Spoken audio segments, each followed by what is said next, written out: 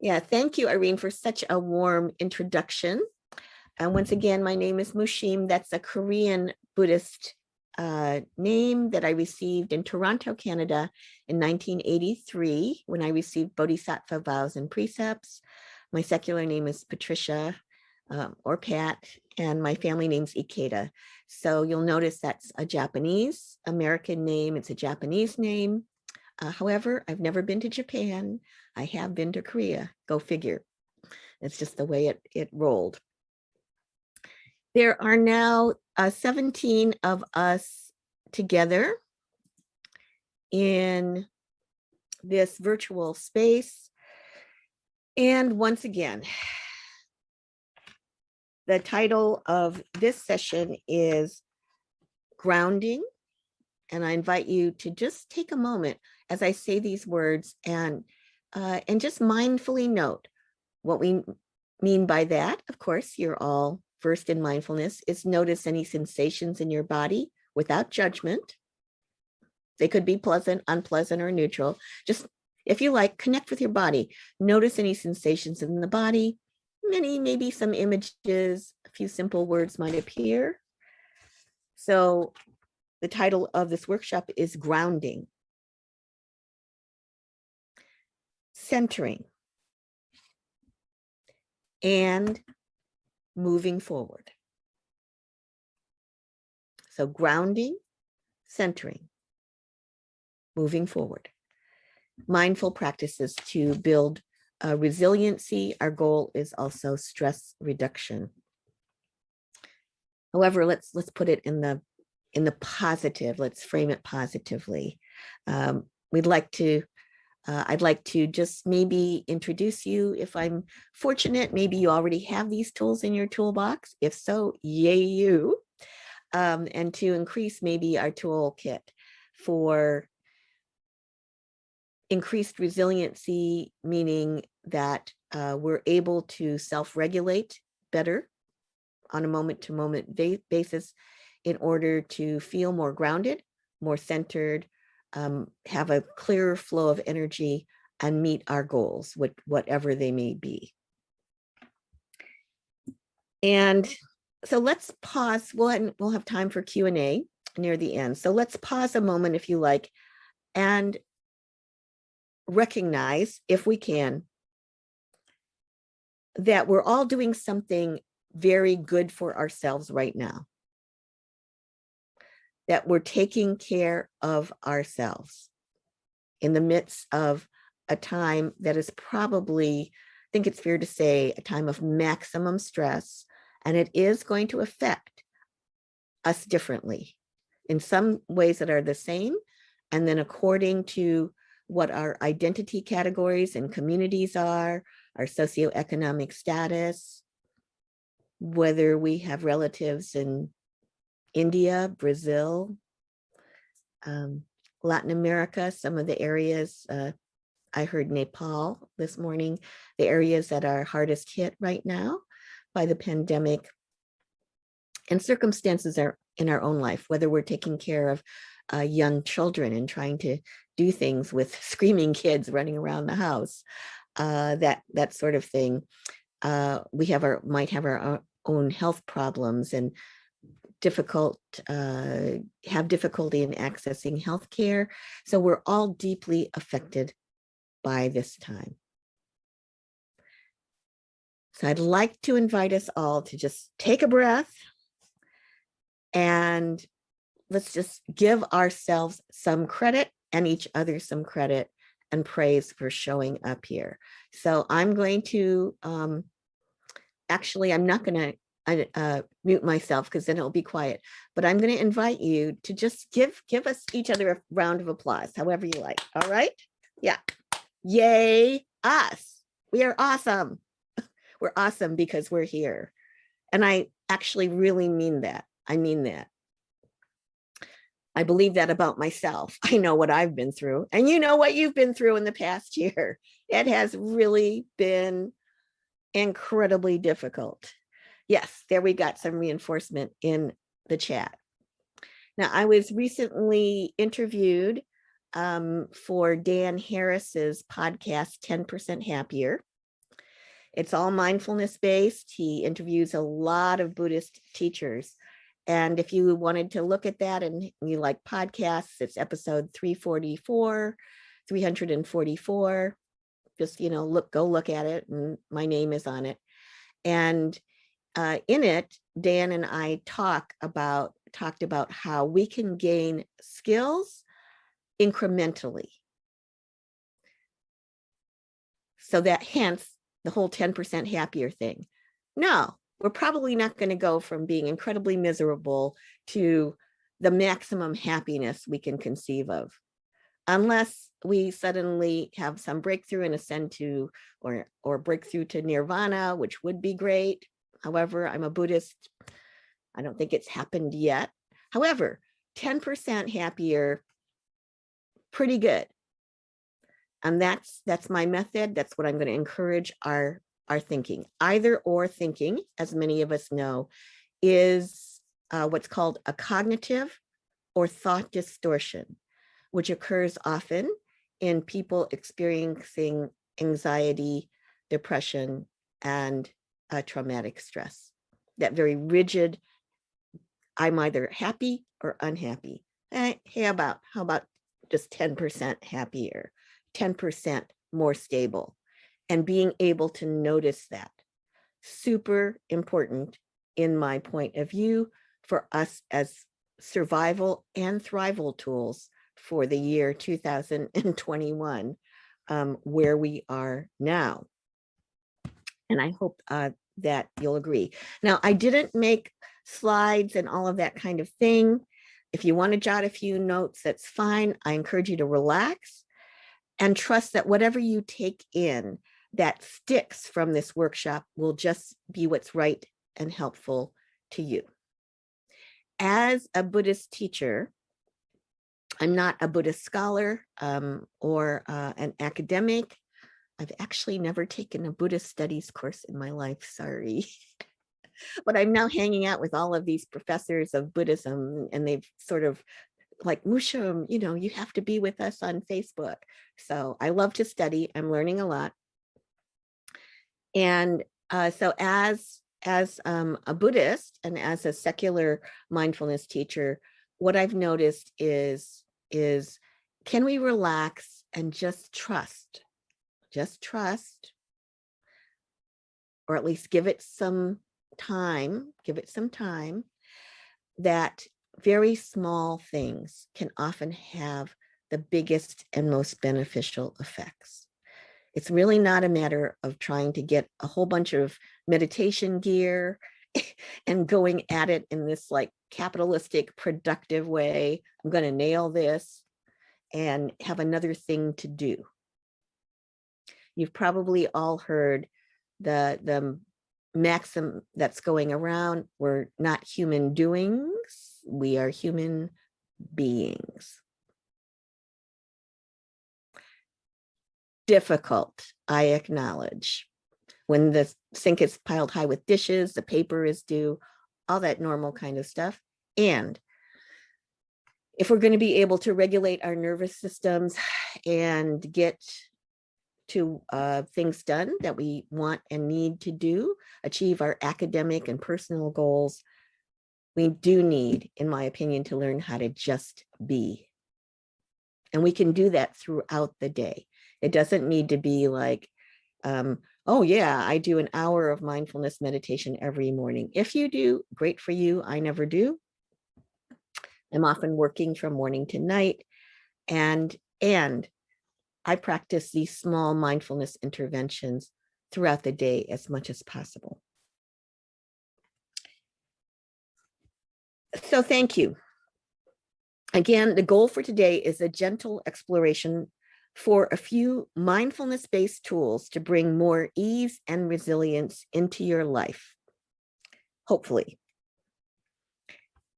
All right, now maybe many of you do this. This is going to be our basic, simple technique during this limited time together. So I'm going to posit that there's a scale of 1 to 10 in how you're feeling, with 1 being the feeling of this is the best time of your whole life, and 10 being it's the worst time of your life. So that takes into account how we're feeling in terms of our body sensations, our mood, everything about us. And I would just invite you, take a moment and ask yourself, no one will know, this is private, and without judgment, that's mindfulness, practicing non-judgment, if possible, where you would rate yourself right now, how you're feeling, how you doing, 1 to 10.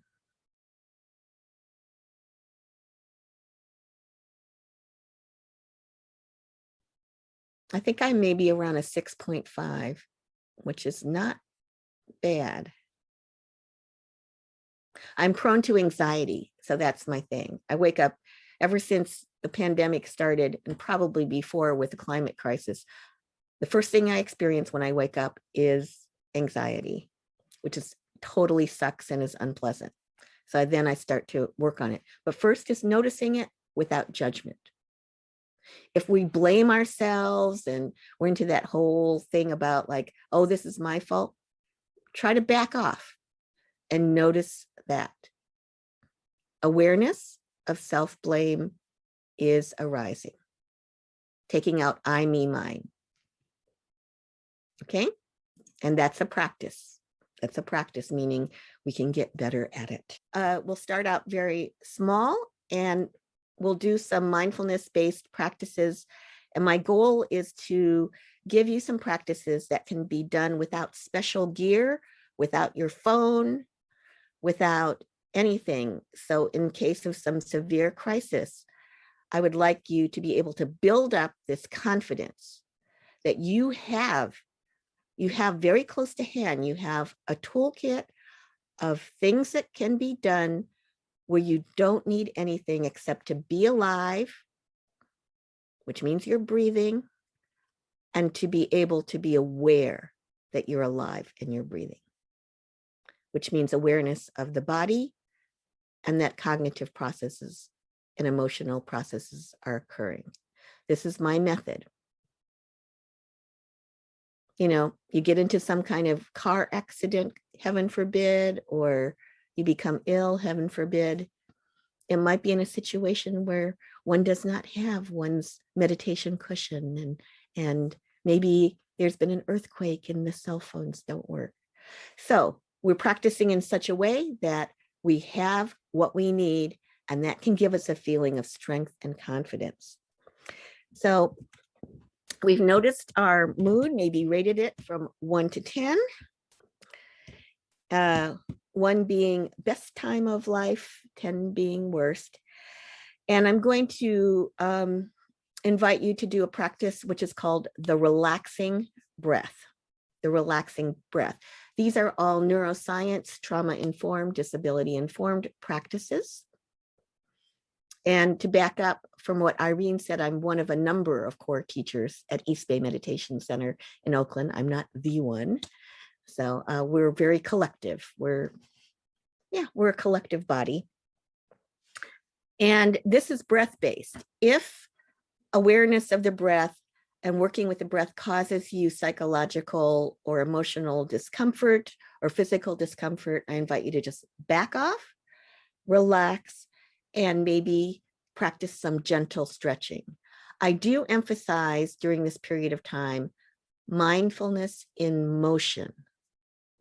They could be small movements. They could be larger movements. However, I'm sure shocked many people in my classes by saying, in terms of mindfulness practices, you might want to stop with the sitting. Everyone I know is sitting. I'm sitting in front of the goddamn computer or phone or whatever. So we're staring at these screens. Some people in the medical professions are even saying sitting is the new smoking. So movement is the key. Movement, and awareness of movement. You know what? You're moving anyway. If you're alive, something in your body is moving. So let's take that movement and expand it. And once again, if this causes you distress, back off. and practice some gentle stretching, whatever might help you. I'm going to invite us to take some mindful breaths. And we're going to use the hands if you like. Breathing in, palms upward. If you like, just bring the hands up.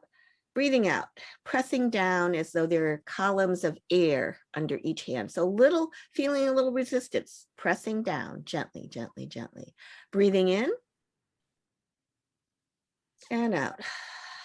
You can make a sound. Your mic is muted. Breathing in. Release some stress. Ah. Breathing in. Ah. And you notice the hands are working as sensors as well. This comes from my colleague, Master John Ellis IV of the Ananda Martial Arts and Fitness Academy. I often co-teach with him.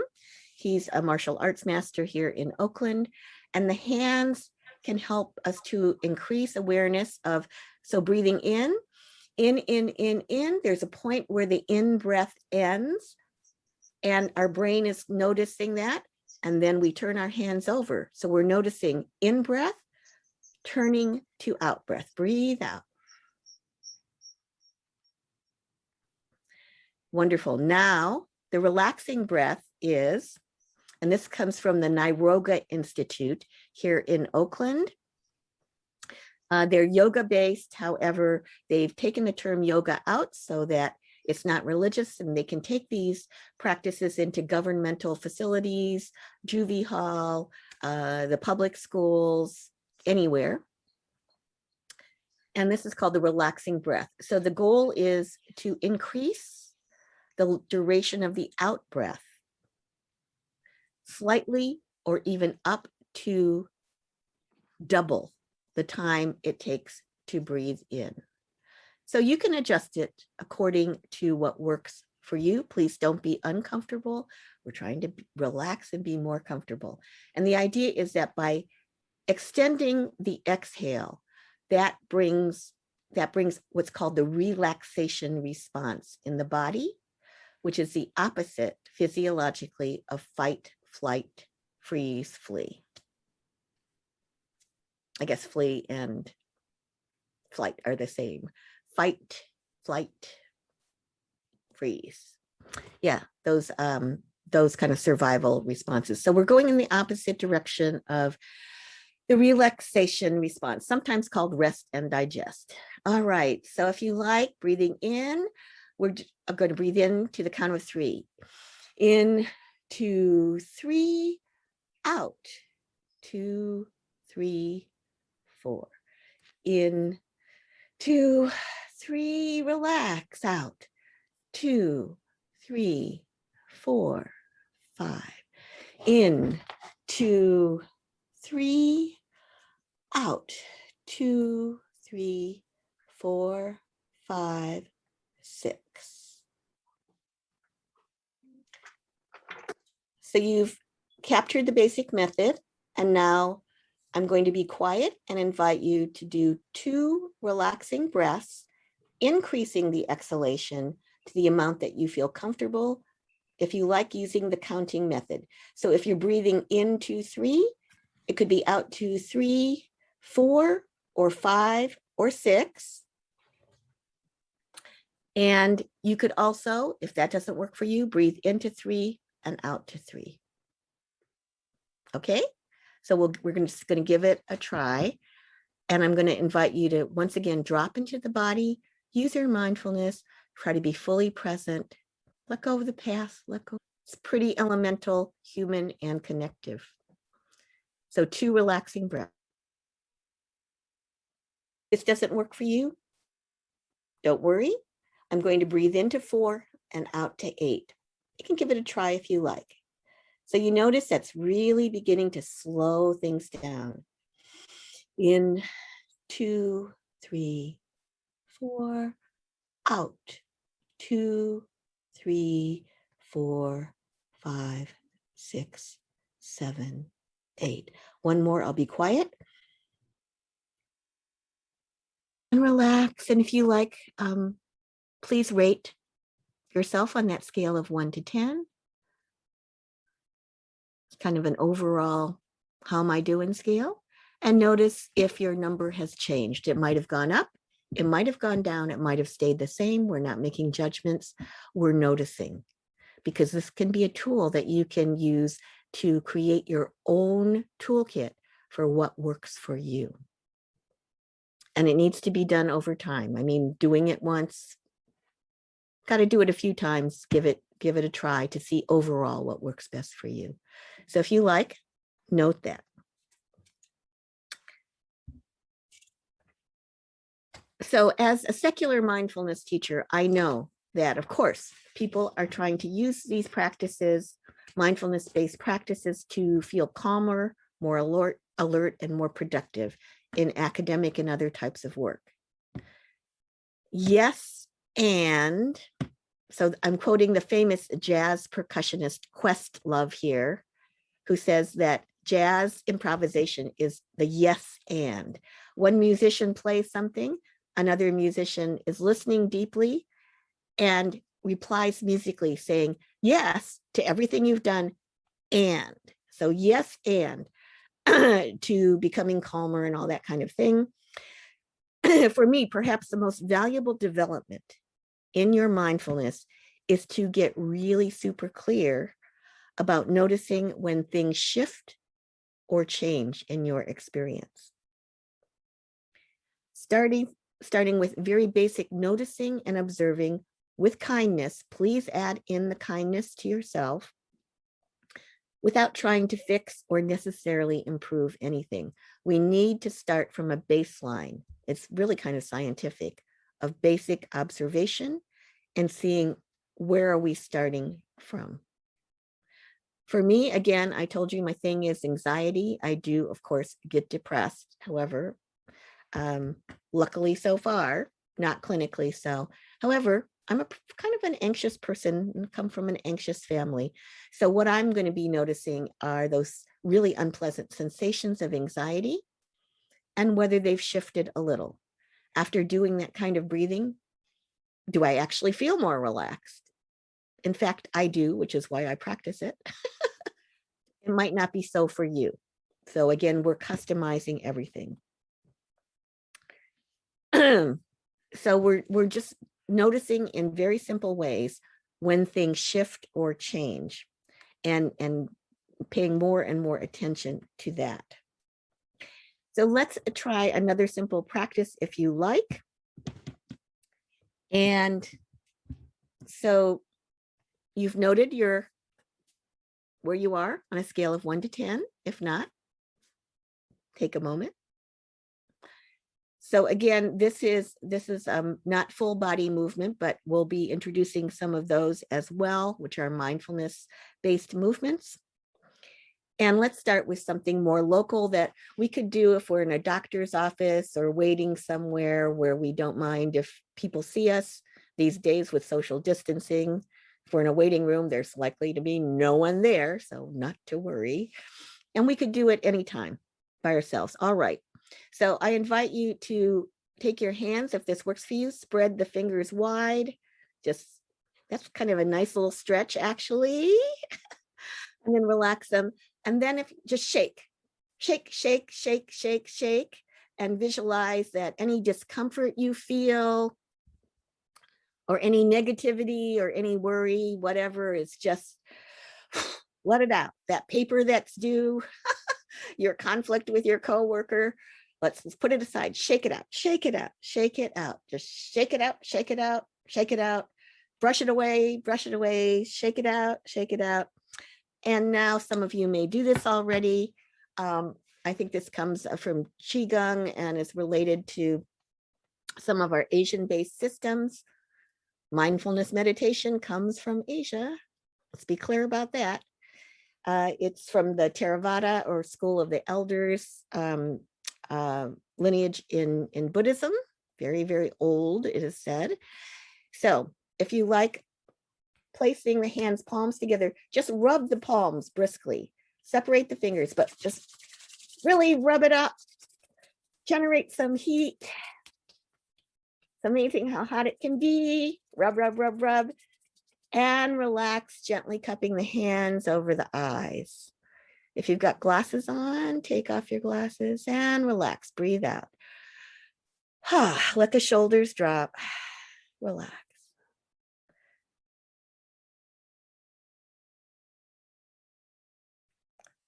Notice the sensations.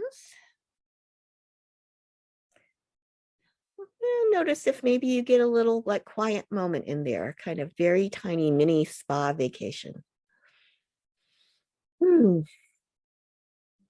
And then if you like, maybe a little bit of tapping.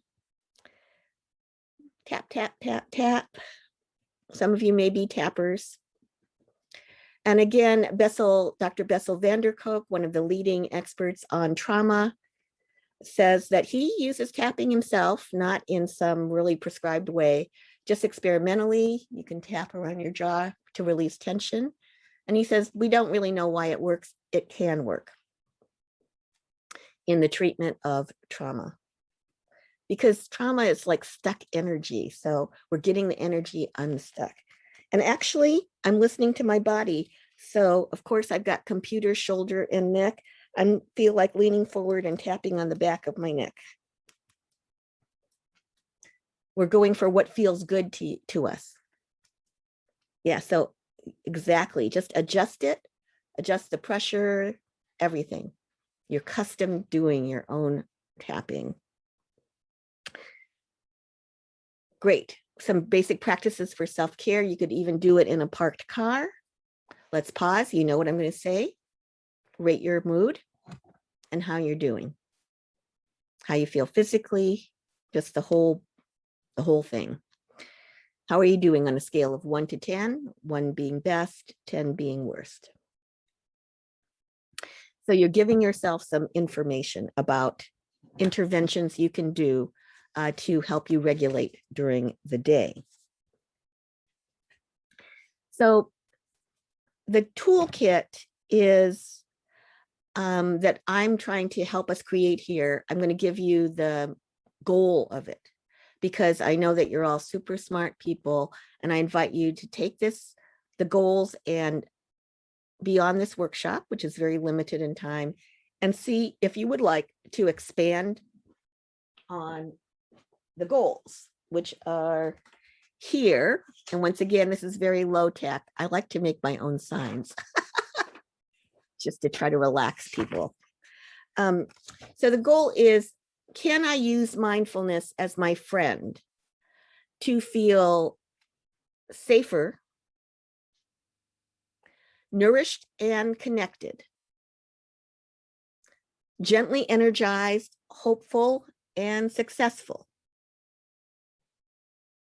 The tip is, it's good to scale it down and think in terms of small victories during times of maximum stress. Scale it down. Small is good. So how can we help ourselves feel safer?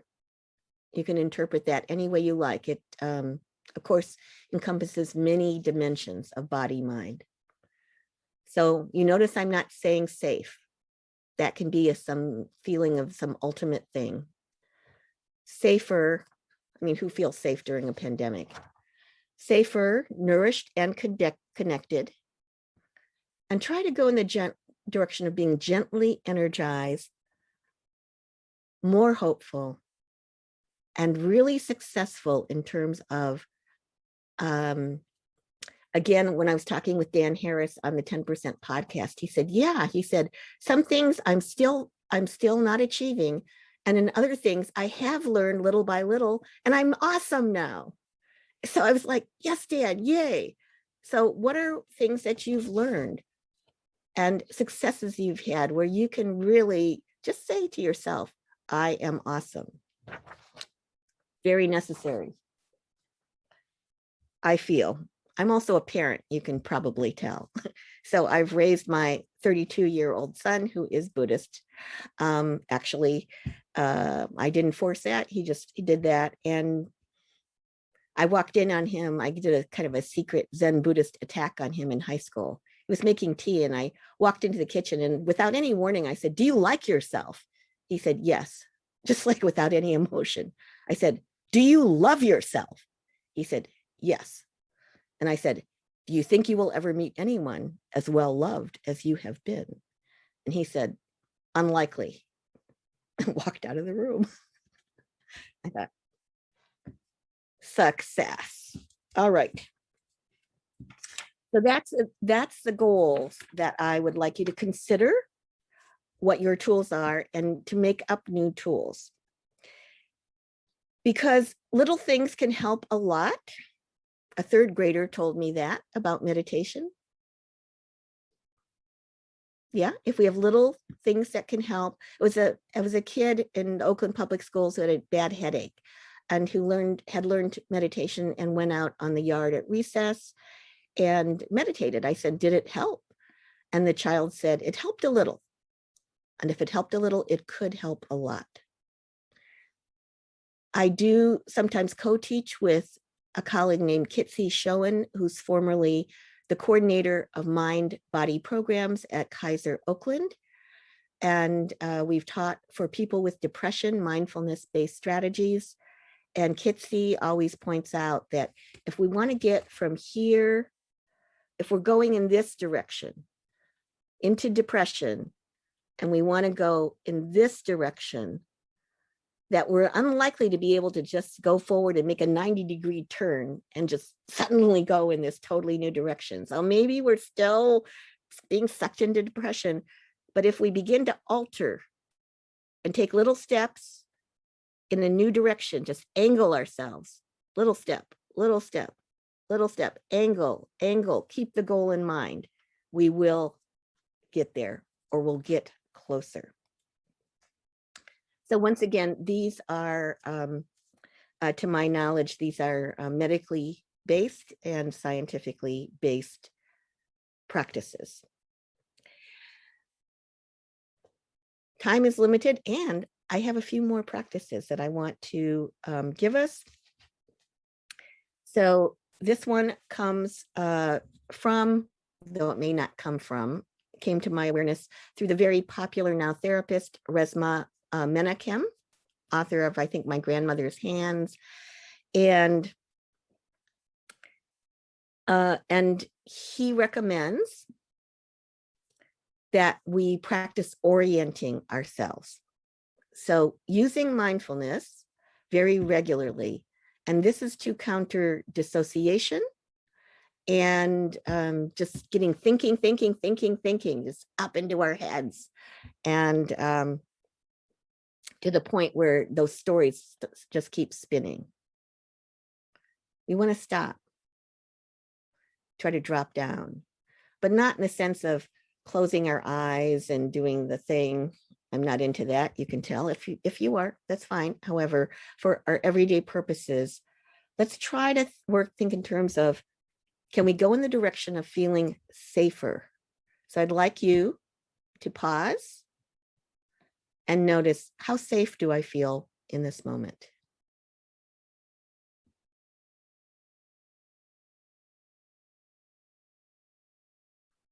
Now, no one's looking over your shoulder, so whatever you feel is true for you. We need to feel safe enough to do our best work and achieve our goals. We do.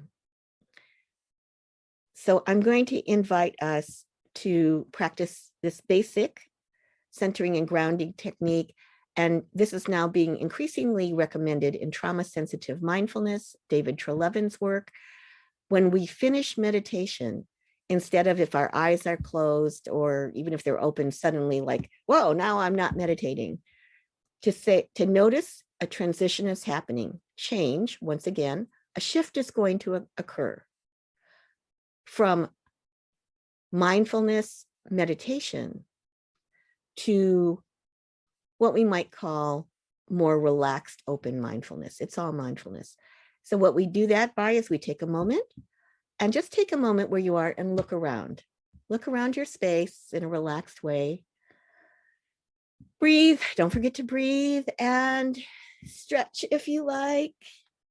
And I invite you to notice one thing in your environment that is either neutral or kind of gives you some pleasure. not something that you have the most emotional attachment to.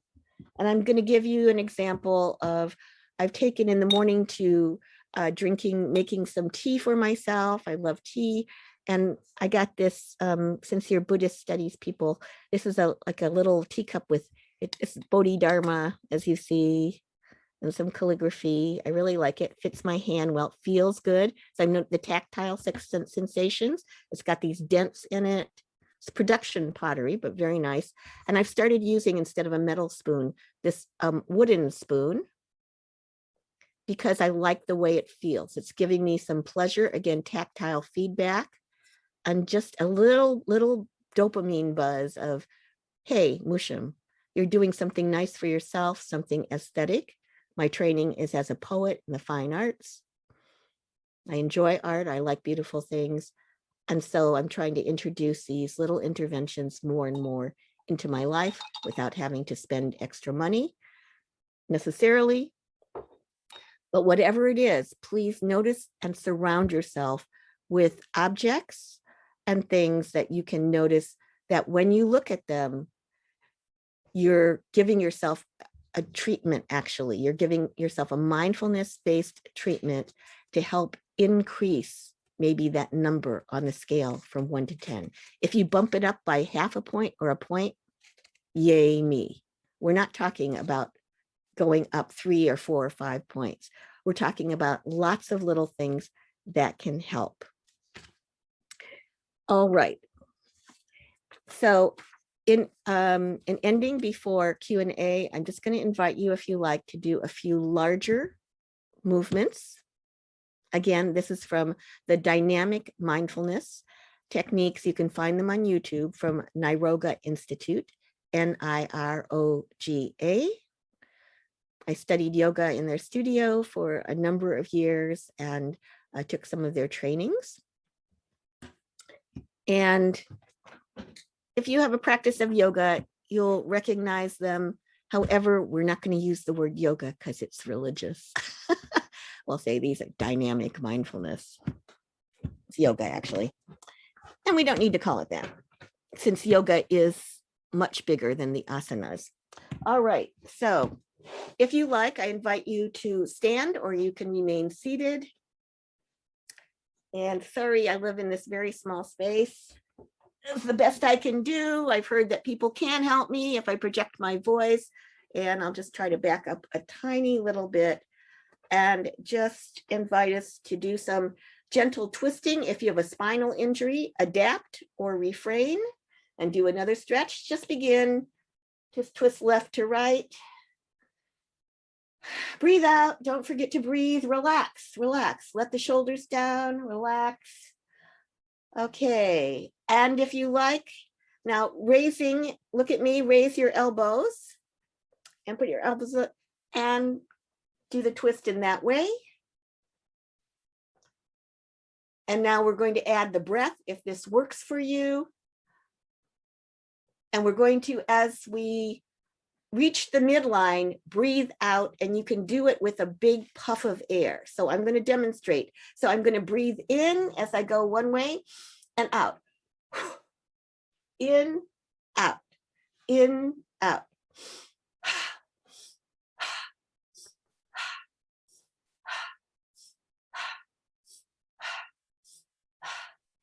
And then breathing in, I'm just going to crouch down, stretch up, touch the sky, tickle the sky.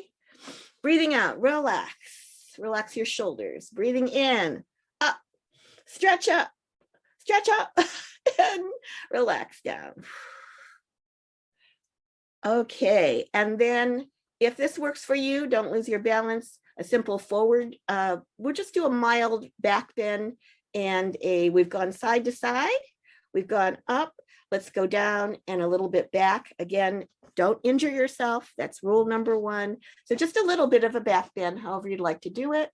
I'm going to stand here, breathing in and out, just arching the chest forward, whatever feels good to you. This is the idea. It should feel good. Release some tension. If it doesn't feel good, don't do it. And breathing in, up, maybe a little roll of the shoulders. And then we'll end with mindful movement with a simple forward bend. Once again, if this doesn't work for you, don't do it, or you might place your hands on the edge of a table or something like that. I'm 67 and I'm noticing that I'm not in great physical shape. However, my forward bending is pretty awesome for an American my age. All right, so if you like, let's just let gravity take us and bend forward. You can put the arms like this, or you can let them touch the floor, or they might touch your knees. Don't worry, don't get all achievement oriented. Breathe out, bending forward gently. Gravity is calling to us. Mother Earth is calling.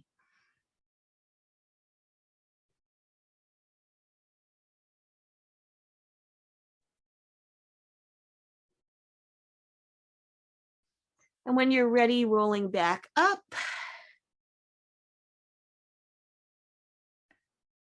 And I invite you to, again, note your mood and your general overall feeling about what your experience is right now, how you're feeling on a scale of 1 to 10. Notice and observe if there have been any changes for you.